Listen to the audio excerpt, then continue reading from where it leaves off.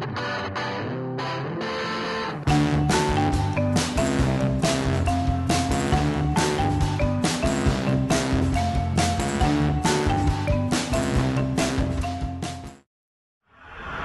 active, ville intense, mais surtout ville en pleine croissance.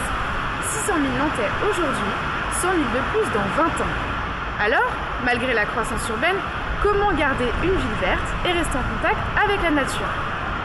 C'est la question que nous nous sommes posée dans le cadre du projet Ma Ville Demain. Pour tenter d'y répondre, allons découvrir l'association ECOS qui a mis en place des projets de culture urbaine.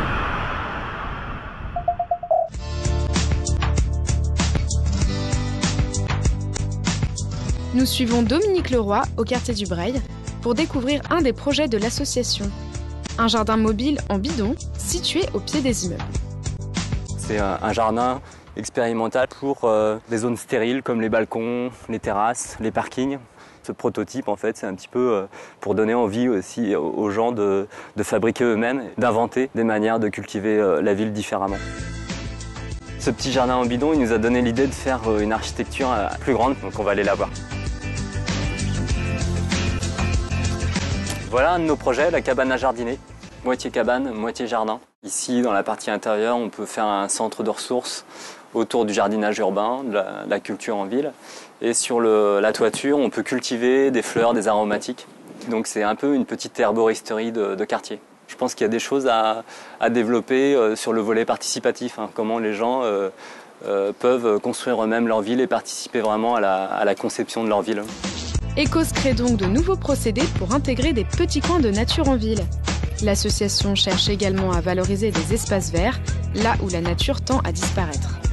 Direction le quartier du Clotoro, où ECOS a mis en place un jardin partagé géré par les habitants. Je suis venue toutes les semaines travailler 3 heures avec les jardiniers. Et en fait, au fur et à mesure, on essaye de transmettre une méthode. On n'impose rien, c'est vraiment selon la demande des participants. C'est un lieu de rencontre, c'est un lieu de curiosité. C'est pas du thym que tu plantes? Hein? Du thym? Oui. On cherche des espaces, après on creuse, on met des graines ou des plantes, après on met un peu de terre et après on arrose. C'est bien d'avoir un jardin. Allons chez Faltasi, les designers industriels qui ont créé les écovores. Un projet pour dessiner la ville idéale du futur, écologique et participative. On vit en ville et à côté on a les campagnes. En fait on se pose justement cette question au travers du projet Ecovore de reconnecter la population avec sa campagne. Quelques exemples de projets, des ruches urbaines sur pilotis et même des poulaillers collectifs. On a encore un besoin d'aller vers les autres pour créer en fait une dynamique au sein des quartiers et tous ces équipements qui sont liés à l'environnement, c'est des lieux où la population va venir et se rencontrer et discuter. Jardiner, cultiver en ville, un pari possible à en croire l'exemple d'ECOS et des écovores. Toutefois, ces projets ne semblent réalisables que si la population y participe. Et vous justement, qu'allez-vous faire de votre ville de demain? Est-ce que vous allez vous mettre au vert? Pour le savoir, rendez-vous en 2030.